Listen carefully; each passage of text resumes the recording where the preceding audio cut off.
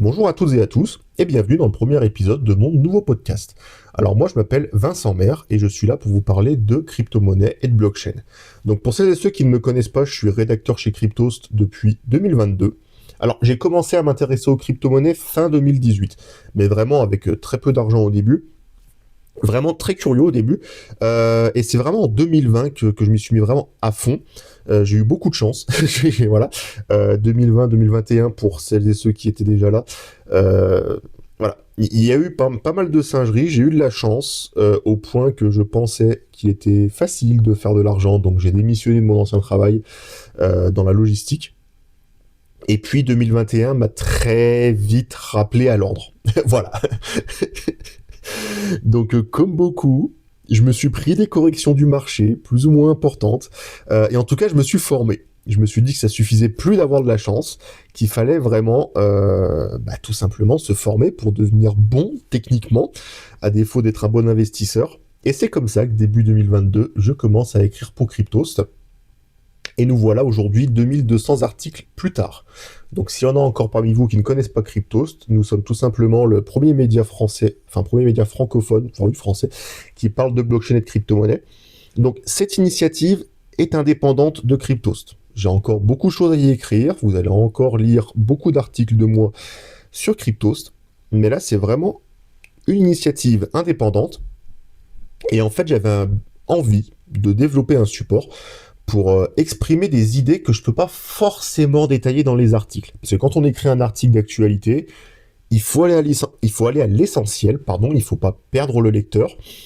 Donc, parfois, on ne peut pas développer les sujets autant qu'on aimerait le faire.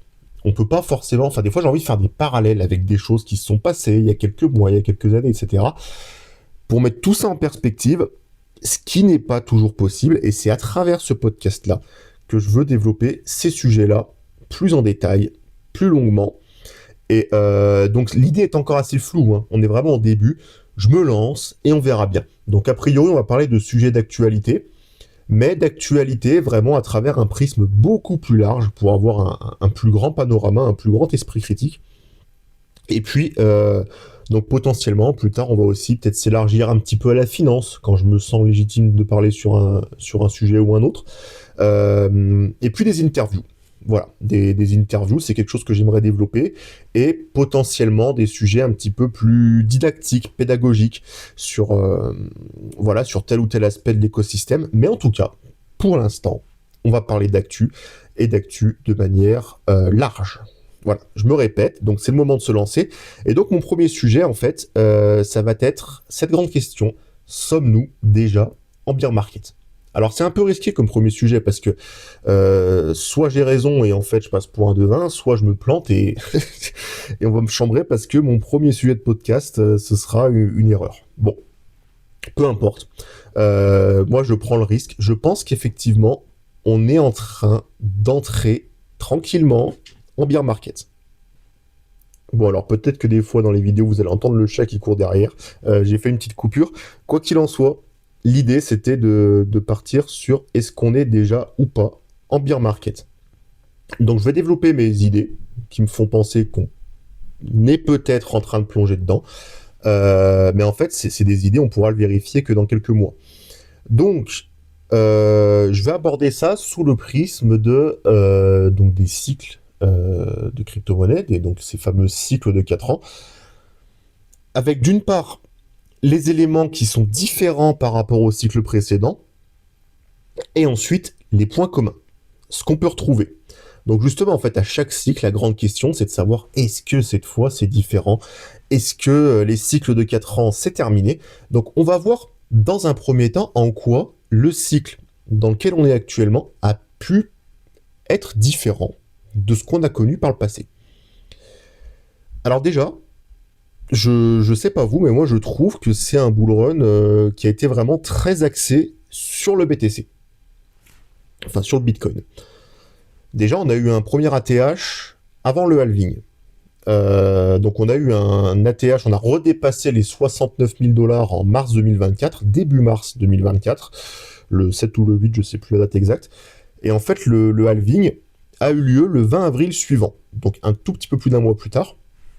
Ça s'était jamais vu dans les cycles précédents, c'était vraiment une première. Ça a été porté majoritairement par les ETF, hein. Les ETF qui ont commencé à faire du bruit, allez, à la moitié de 2023. En 2023, est-ce qu'ils vont être approuvés, pas approuvés, etc. Ils sont approuvés début 2024.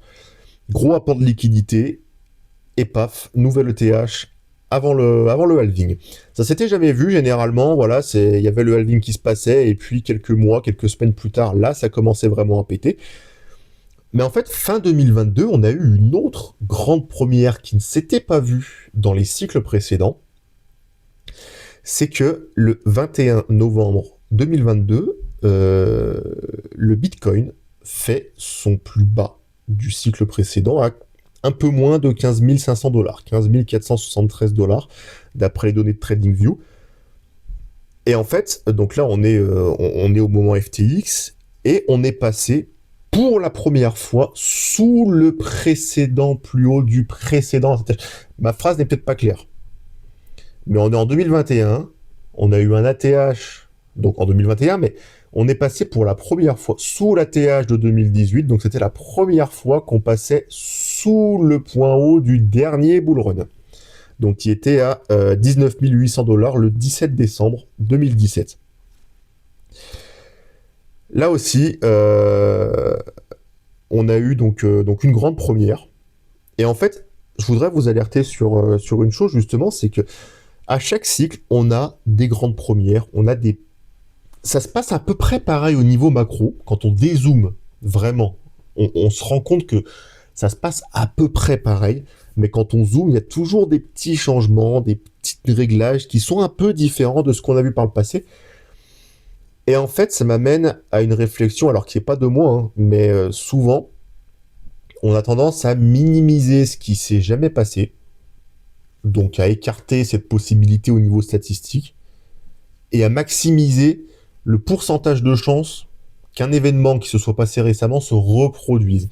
Mais justement, est-ce qu'il ne faut pas avoir le raisonnement inverse de se dire « Ouais, mais ça, il y a peut-être 0,1% de chance que ça se passe, et jusque-là, ça ne s'est jamais passé, donc plus il se passe de temps sans que ça se passe, bah, peut-être que plus les probabilités que ça arrive se produisent. » Voilà, ça, c'était une des petites digressions dont je vous parlais en introduction. Je vous laisse ça, vous en faites ce que vous voulez, vous le gardez pour plus tard, mais en tout cas, voilà, deux événements qui ne s'étaient jamais passés, qui se sont produits. Le Bitcoin qui tombe sous son plus bas, sous son plus haut du cycle précédent, et donc un ATH avant le halving. Et en fait, donc cette hausse, quand on dézoome, elle s'est passée donc en janvier, elle a commencé vraiment en janvier 2023, mais en janvier 2023, on pouvait pas dire qu'on était en bull run.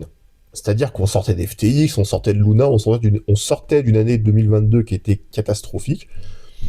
Et en fait, c'est facile aujourd'hui, quand on prend une courbe, de dézoomer et de se dire « Bah oui, regardez, la hausse, elle a commencé en janvier 2023. » Oui, mais en janvier 2023, on pouvait clairement pas dire qu'on était en bull run. Et pourtant, alors je suis pas en train de dire qu'on était déjà en bull run, mais le fait est que pendant cette année, on a touché le plus bas. Enfin, on a démarré l'année au plus bas et on est monté. Il y a eu des petites corrections, puis il y a eu des hausses, puis voilà. Et puis le sujet des ETF s'est mis sur la table, comme ça. Et puis BlackRock arrive dans la course, et petit à petit, et finalement, on arrive en mars 2024, et là, bim, nouvelle ATH. Bon. Et en fait, ça s'est passé principalement sur le Bitcoin. Les altcoins, eux, il n'y a rien eu. Enfin, il n'y a rien eu. Il y a eu des petits ATH, mais des ATH timides. Je pense par exemple à l'Ether, qui a enfin dépassé son ATH, je crois, au mois d'août dernier. Mais ça a été très très très bref, très timide. Aussitôt que ce record a été battu, bim, on retombe en dessous. Moi, je sais que dans mon portefeuille, sur le cycle précédent, j'avais de l'ETH, enfin même au début du cycle, j'avais du Matic avant que ça devienne le Pol, j'avais de l'Atom, j'avais du DOT, enfin... J'avais plein de projets que je considérais et que je considère encore pour certains comme sérieux, qui apportaient pour moi une valeur, avec des technologies qui étaient peut-être différentes de ce qui se faisait, enfin, des trucs auxquels je croyais, et ça n'a rien fait. Ça n'a rien fait, ça a été catastrophique, donc au bout d'un moment, je me suis dit, bah écoute, vas-y, hein, on passe à fond sur le Bitcoin, c'est là que ça se passe, et puis voilà quoi. Et en fait, j'ai pas eu l'impression, donc là, on est toujours dans les cas où c'était différent des cycles précédents, dans ce cycle-là, dans ce bull run, si on considère qu'il est fini, enfin, j'ai pas eu l'impression qu'il y a eu de bull run sur les altcoins. Il y a eu quelques belles performances. Je pense au hype d'Hyperliquide, là, je pense plus récemment au BNB qui a pété son ATH et qui a fait des très belles performances. Dernièrement, voilà, on a l'impression que les gens sont à fond sur le Zcash. Bon, mais quand on y regarde de plus près, c'est presque comme si c'était des accidents de parcours. Des valeurs par-ci par-là qui se sont démarquées du reste du marché, mais qui s'inscrivent pas dans une tendance globale. On a eu le Bitcoin qui fait la course seul, et en fait, bon, le BNB, voilà, c'est parce que Changpeng Zhao a été gracié par Donald Trump, donc on a toute cette attente autour de là qui a poussé un petit peu le token à la hausse. Le Zcash, on a l'impression que les gens en ce moment, ils découvrent qu'il faut se soucier de sa vie privée, donc tout le monde va sur le Zcash, mais bon, pourquoi le Zcash et pas le Monero? Alors voilà, c'est peut-être plus un effet de mode qu'autre chose, parce que le Zcash, ça fait quand même des années que ça existe. Et puis le hype, alors, attention, le hype Hyperliquide, je trouve que c'est un projet qui est extrêmement intéressant, ça amène plein de choses très sympas, il y a une belle technologie, il y a un bel écosystème qui est en train de se développer. Mais quand on a dit ça, le hype en tant que tel, en tant que token, alors d'accord, il se valorise parce que le projet a tenu ses promesses, il a levé des fonds, enfin il n'a pas eu recours au VC, il y a eu un airdrop super, il y a le prix est récompensé par la communauté, enfin il y a plein de justifications pour ça, je suis d'accord, la technologie est très belle, ok. Mais le hype en tant que tel, en tant que token, bah il apporte pas grand chose de plus que ce que tous les autres tokens de l'écosystème font déjà en fait quand on y regarde de près. Il y a de la gouvernance, mais des fois cette gouvernance elle est quand même vachement répartie auprès des fondateurs et en fait les investisseurs comme vous et moi s'en foutent un peu. Il y a du stacking, mais en fait finalement tout le monde fait du stacking. Donc si tu as des rendements qui sont trop hauts sur le stacking, tu as une inflation sur le token, ton token est vendu, il monte pas. Si tu as des rendements qui sont trop faibles, bah tu vas pas te démarquer des autres tokens qui proposent du stacking. Bon, et je prends le cas du hype, mais ça peut se transposer à beaucoup de tokens de l'écosystème, si ce n'est presque tous. En fait, il y a une offre qui s'est énormément développée. On l'a vu aussi avec les Layer 2 sur Ethereum. Plein de Layer 2 se lancent, mais finalement, tout le monde fait à peu près la même chose. Alors d'accord, parfois c'est un petit peu différent, il y a une innovation qui se démarque un peu plus que l'autre, mais fondamentalement, finalement, il n'y a rien de transcendant. Et on a l'impression, il y a de plus en plus de crypto-monnaies, mais de plus en plus de crypto-monnaies qui font plus ou moins la même chose finalement.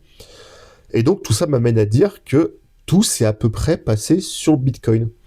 Euh, voilà, donc il y a l'offre, certes, qui est plus importante au niveau token et qui peut diluer les nouveaux investisseurs, mais est-ce que vraiment on a eu de nouveaux entrants? Donc pour développer cette thèse, c'est un bien grand mot de parler d'une thèse, mais je voudrais revenir au 9 novembre 2021. On a eu un ATH, donc de capitalisation, à 3069 milliards de dollars.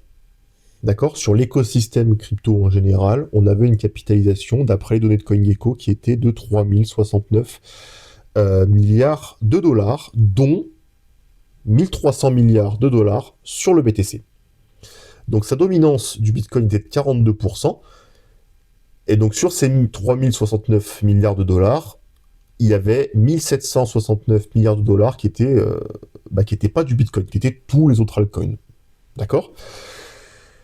Le 7 octobre dernier, donc 7 octobre 2025, cette capitalisation totale crypto, elle passe à 4379 milliards de dollars, dont 2515 milliards de dollars pour Bitcoin.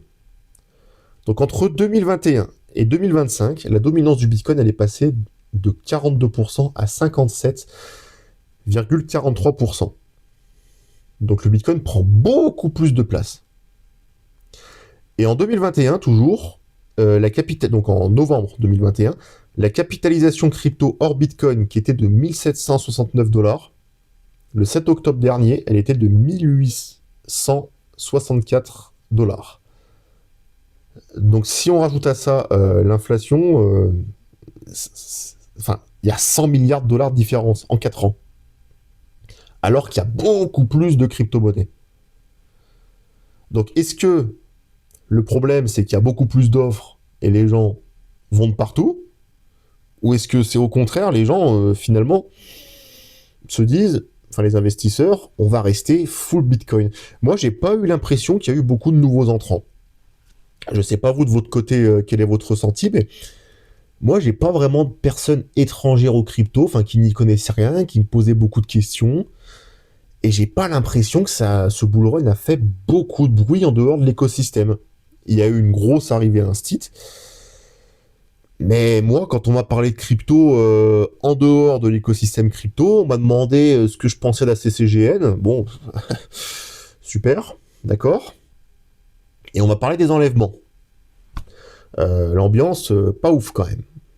On m'a pas beaucoup parlé de qu'est-ce que c'est que Bitcoin, comment ça marche, les cryptos, ouais, t'es dedans. Enfin, toutes ces questions qu'on peut nous poser. Alors, je sais pas, c'est peut-être moi qui suis un ours, qui sort pas assez de chez moi, mais je sais pas quel est votre ressenti vis-à-vis de ça. Mais pendant ce bull run, j'ai en tout cas vu une grosse différence par rapport au bull run 2020-2021. D'accord? Donc, pas eu de nouveaux entrants. Enfin, en tout cas, j'ai pas eu l'impression. Alors que pourtant, les technologies blockchain, elles se démocratisent et elles vont se démocratiser dans notre quotidien, quoi. Mais ma question, c'est est-ce qu'on n'a pas atteint un plafond? D'accord? Un plafond au niveau de l'investissement. Est-ce que finalement le nombre d'investisseurs qui vont s'intéresser aux crypto-monnaies, eh ben on n'y est pas déjà. Alors c'est une question ouverte, j'ai pas forcément la réponse, mais si on prend les recherches Google Trends avec la requête Bitcoin et qu'on dézoome sur 5 ans, donc Google Trends vous donne des scores en base 100. Et donc la semaine où il y a eu le plus de recherches, elle obtient le score de 100. Et en l'occurrence, donc sur un horizon de 5 ans, la semaine où il y a eu le plus de recherches sur Bitcoin, c'était celle du 15 au 22 mai 2021. D'accord? Donc ça commence à remonter un petit peu. Et le plus haut de ce cycle, donc sur le bull run en cours, le plus haut, on a obtenu un score de 64. Et c'était la semaine du 10 au 16 novembre 2024, donc la semaine juste après l'élection de Donald Trump. Donc juste après que Donald Trump ait gagné l'élection présidentielle américaine, il y a eu toutes ces questions au sujet de trésorerie Bitcoin. Voilà, tout le monde allait se mettre dans les trésoreries Bitcoin. Enfin, il y a eu une hausse au niveau des recherches, mais on n'a pas dépassé les plus hauts de 2021. Donc, on va me dire, oui, mais du coup, les gens qui sont déjà dans les cryptos savent ce que c'est que Bitcoin, ils n'ont pas forcément recherché sur Google, etc. Oui, mais du coup, ça veut aussi dire que il n'y a pas de nouvelles personnes qui se sont intéressées à ce que c'était Bitcoin, ou en tout cas dans une mesure bien moindre. Et d'ailleurs, je vous disais que cette semaine-là a fait un score de 64. C'est plus bas que la semaine où il y a eu l'affaire Celsius, enfin où l'affaire Celsius a démarré et que le Bitcoin est tombé sous 30 000 $. Donc du 12 au 18 juin 2022, on avait fait un score de 67. Et plus de gens avaient fait de recherche cette requête-là. Donc je vous parlais. Et ça, c'était l'époque Celsius. Donc ça m'amène justement au... Donc là, on a traité tous les cas en quoi le cycle pouvait être différent. Et cette affaire Celsius, elle m'amène justement au parallèle qu'il y a à faire entre ce cycle-là et le cycle précédent. D'accord? Parce que le cas Celsius, il est assez particulier. À l'époque, je pense que l'écosystème était dans une sorte de déni. Parce que moi, enfin, alors, bon, ce que je veux dire, ça fait très personne qui se met en avant. Le 7 juin 2022, sur Cryptost, j'ai écrit un article qui s'appelle Celsius Network. Pardon, je la refais. Le 7 juin 2022, j'ai sorti un article sur Cryptost qui s'appelle Celsius Network pourrait être proche du défaut de paiement. Et en fait, je me souviens à l'époque, les commentaires sur Twitter, on s'est fait accuser de FUD. Alors, moi indirectement, parce que c'est moi qui ai écrit l'article, mais je veux dire, les gens sur Twitter disaient oui, Cryptos, machin, c'est du FUD, Celsius, il y a des assurances, blablabla, ça fera pas faillite, tout ce que vous voulez, ok, d'accord. Mais en fait, ce que je dis dans l'article, c'est, je relaye que certains observateurs ont remarqué que Celsius était liquide qu'à hauteur de 27% sur ses ETH. Que s'il y avait un bank run, ça pouvait être compliqué pour rembourser les clients. Il y en avait qui avaient remarqué que sur l'UST, il y a eu des mouvements bizarres du côté de Celsius. Et en fait, dans l'article, je disais, donc vous pouvez aller vérifier, hein, il n'a pas été modifié depuis, je disais, il faut pas tirer de plan sur la comète. Puis de toute façon, pour des raisons légales, on peut pas dire, faites gaffe, lui va faire faillite quand on n'en est pas sûr, hein, sinon on peut se faire lyncher au niveau légal. Mais en tout cas, dans l'article, je disais, faites attention, soyez prudents. Et on m'a dit, ouais, mais t'es sûr de toi quand même, Celsius, etc. 6 jours plus tard, Celsius, donc le 13 juin, ferme les retraits, suspend les retraits. Alors même que son PDG, Alexander Baczynski, lui disait oui, mais non, mais vous inquiétez pas, c'est des conneries, tout ça, la plateforme va très bien, etc. Ah ouais, bon. Alexander Baczynski, maintenant il est en prison, il a pris 12 ans.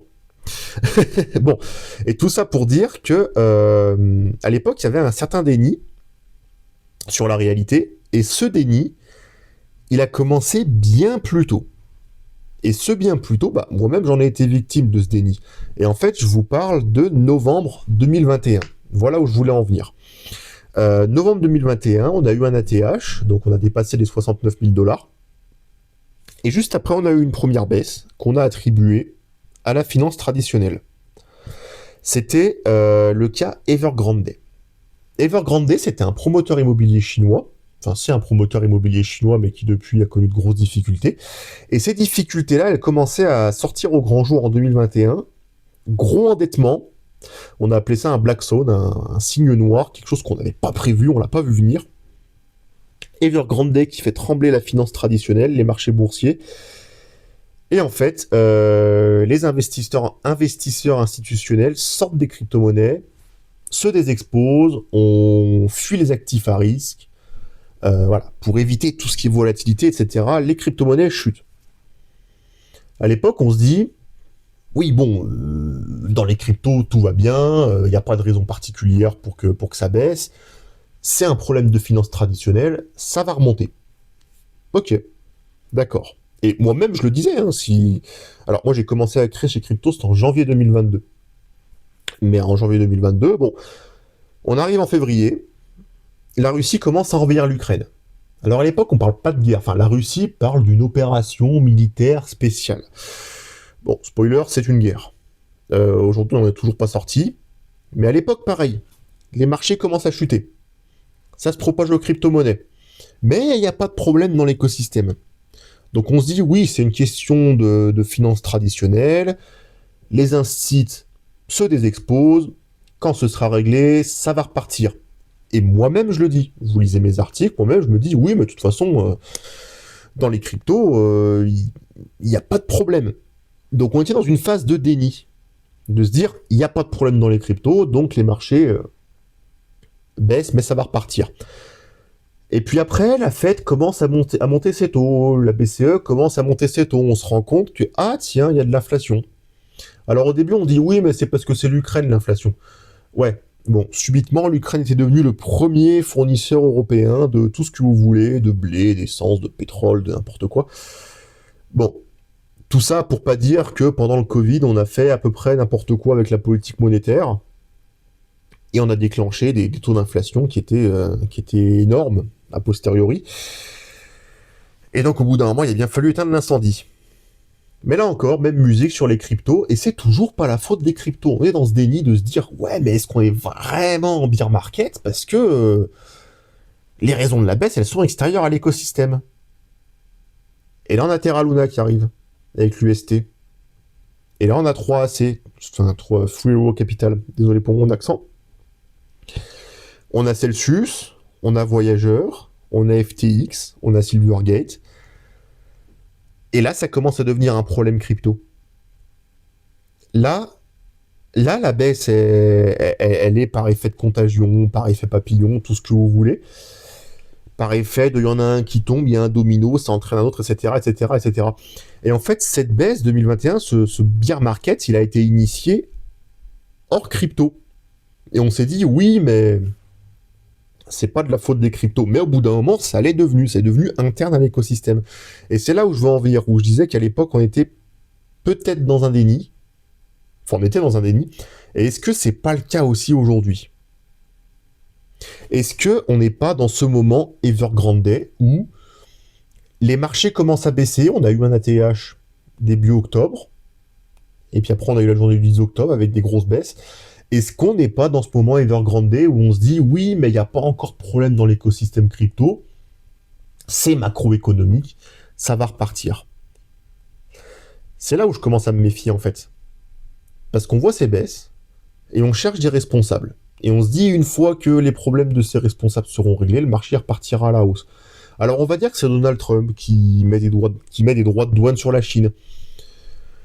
Mais Donald Trump, tous les 3 mois, il nous fait un caprice et il met des droits de douane au monde entier. En 2016, quand il a été élu, il commençait déjà à nous faire ça, à dire oui, bon, la Chine, on leur met des droits de douane. Et là, tout d'un coup, les droits de douane à Donald Trump, ça devient un problème sur les cryptos.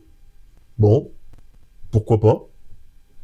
Après, on nous dit c'est MSCI qui veut retirer les digital asset treasury, donc les trésoreries crypto de ces indices. Donc stratégie. Et on dit ouais, mais si stratégie c'est plus dans les indices MSCI, je ferai un sujet à part sur les trésoreries crypto. Moi, je pense que c'est une bonne chose de les retirer des indices. Après, chacun voit midi à sa porte. Mais stratégie, ça fait plus d'un an que ça baisse. Enfin, il y a eu un ATH après l'élection de Donald Trump, ça fait plus d'un an que ça baisse. Et là, tout d'un coup, ça devient un problème. À dire, ouais, finalement, ouais, mais ça fait plus d'un an que ça baisse. Et là, tout d'un coup, ça devient un sujet. Bon, pourquoi pas. Après, on va dire que c'est la Fed. La Fed, elle sait pas si elle veut baisser ses taux, si elle veut les monter. Voilà, on aura la réunion, la décision à la prochaine réunion. C'est la faute de la Fed. C'est toujours pas un problème de crypto, mais c'est la faute d'un facteur macroéconomique. Puis là, dernièrement, la nouvelle actualité, c'est le Japon. C'est le Japon parce que les taux, ils sont montés au-dessus des niveaux de 2008, alors je sais plus exactement. Mais tout d'un coup, ouais, c'est le Japon. Oui, mais sauf que le Japon, ça fait des années que le yen y baisse.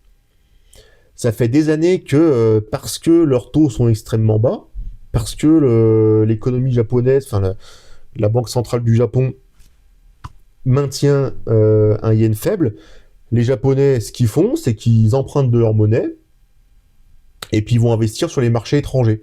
Donc du coup, ben, directement, on short le yen baisse, et en fait, tôt ou tard, au bout d'un moment, le marché se régule. Hein, la Banque centrale japonaise décide que finalement, on va monter les taux, que quand est réduire l'inflation, mais ça, c'est des choses, ça fait des années qu'on en parle.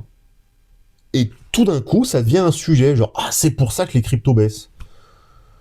Bah, moi, j'ai envie de vous demander, enfin, si toutes les raisons que je viens de citer, c'est à cause de ça que les cryptos baissent, est-ce que c'est pas parce que le marché est peut-être un peu fébrile et il y a peut-être des éléments qui nous font dire que le bull run, il n'est plus aussi solide que ce qu'il a été et d'où ma réflexion.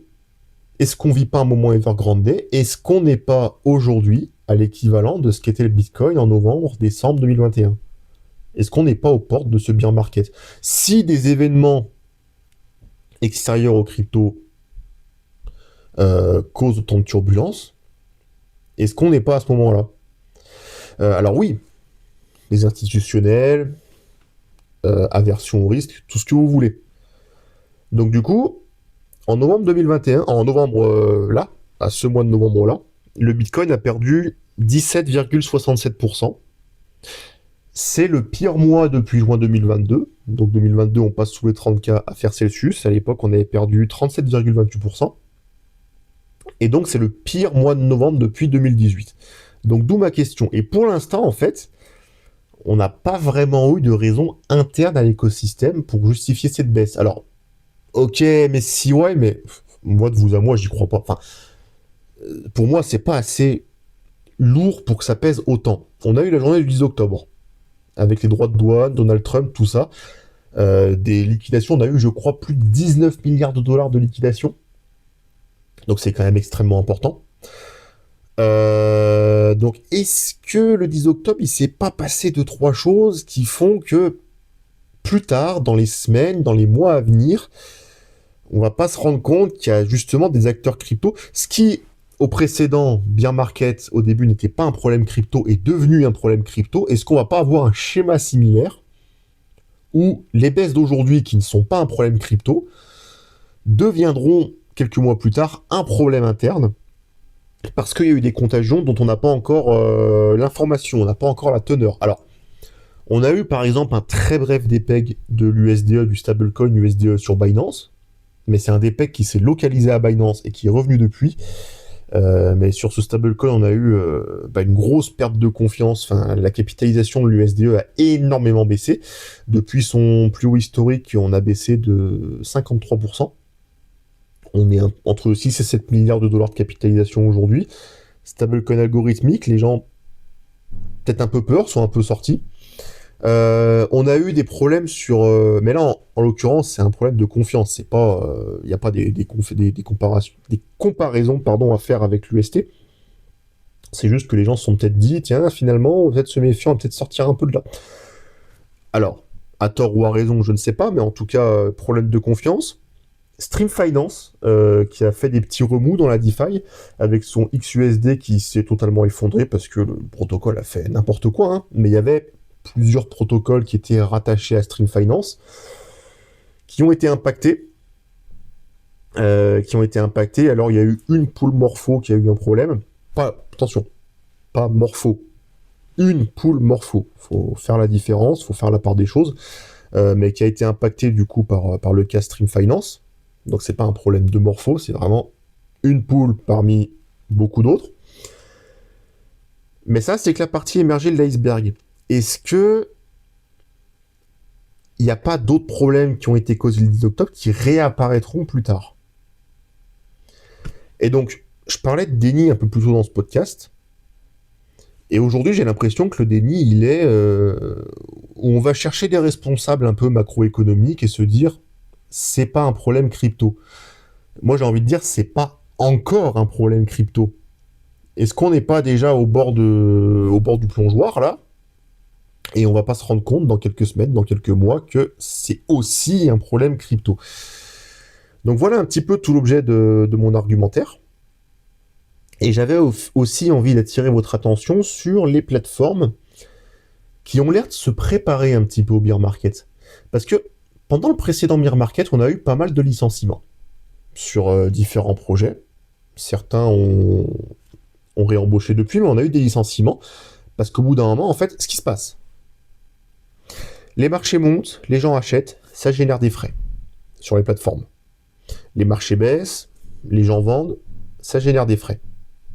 Mais le problème, en fait, il vient quand on est au creux de la vague, quand il se passe rien. Quand on est tout en bas, les gens, ils achètent pas, ils vendent pas. Donc, il n'y a pas de frais. Donc, il n'y a pas de rentrée d'argent sur les plateformes.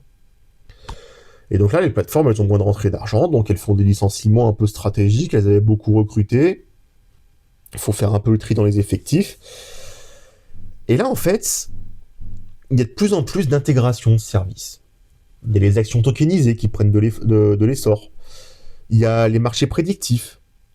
Et moi, j'ai l'impression que les plateformes crypto, que ce soit Kraken, Coinbase... Alors, Coinbase, il n'y a pas encore eu les annonces sur les marchés prédictifs et les actions tokenisées. Il y a des rumeurs, mais à l'heure où je tourne ce podcast, dans les prochains jours, ça pourrait se préciser. Mais j'ai l'impression qu'elles prennent leur disposition parce que, finalement, si on propose des produits qui ne sont pas corrélés aux crypto-monnaies, donc les actions, les marchés prédictifs, quand il ne se passera rien sur les crypto-monnaies, il y aura toujours cette part d'activité qui générera des rendements. Ça compensera peut-être pas toute la perte d'activité, mais en tout cas, ça ramènera quand même une rentrée d'argent qui n'était pas là avant, qui n'était pas là dans le précédent bear market. J'ai l'impression que les plateformes diversifient leur offre. Vous voyez ce que je veux dire ? Donc en tout cas, tous les arguments que j'ai pu vous proposer, toutes les observations, pour vérifier si j'ai raison ou tort, ça de toute façon ça se passera que dans quelques mois. Hein.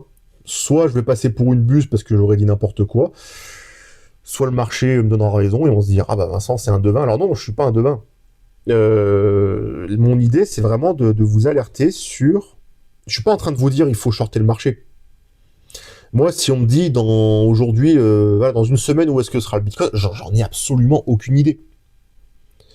Mais tout ce que je vous ai développé là, c'est vraiment pour vous inciter à vous faire votre propre culture sur le marché, à observer un peu ce qui s'est passé les années précédentes, ce que vous observez là actuellement, et que au fur et à mesure de votre expérience sur les marchés, que ce soit dans 1 an, 2 ans, 3 ans, 10 ans, vous appreniez à repérer des signaux. Un peu comme si c'était un monde fractal, ça se passe jamais exactement de la même manière, mais il y a des petites choses qui se répètent au fil du temps. Et en fait, tout mon propos, c'est vraiment de mettre tous ces événements-là sur une frise, tous ces éléments sur une frise, pour que vous puissiez vous dire, tiens, là, il y a des similitudes avec ça. Ah, et là aussi, et là aussi. Et peut-être que ce sera pas exactement le même schéma, mais en tout cas, ça vous permet de vous protéger un petit peu psychologiquement pour vous rendre compte que finalement, tout n'est que cycle. Ça monte, ça descend, jamais pareil. Mais finalement, l'histoire se répète. Bon, j'espère que ça vous a plu. Là, je commence à partir dans des débats un petit peu philosophiques. Mais j'espère que ce premier épisode vous a plu. N'hésitez pas à me faire vos retours, que ce soit sur les espaces commentaires des différentes plateformes sur lesquelles je poste ce podcast, ou sur LinkedIn, en message privé, peu importe. Je suis très curieux d'avoir vos avis. Je suis très curieux d'avoir vos points de vue sur la question, sur est-ce qu'on est en bear market ou pas encore. Et moi, je vous dis à très bientôt pour un prochain épisode. J'ai pas encore défini la fréquence. Si je peux sortir au moins un épisode par semaine, c'est cool. Si c'est plus, c'est tant mieux. Mais en tout cas, voilà. C'est le début de quelque chose. Je sais pas où ça va nous mener. Je sais pas où ça va me mener. Mais je vais faire ces petits épisodes. Et puis, j'espère que je vais ramener de plus en plus de monde. J'espère que je vais vous intéresser. Et puis voilà, on verra. En tout cas, je vous souhaite une très bonne journée. Et puis, je vous dis à très bientôt pour un nouvel épisode. Et voilà, bonne journée à toutes et à tous. À bientôt.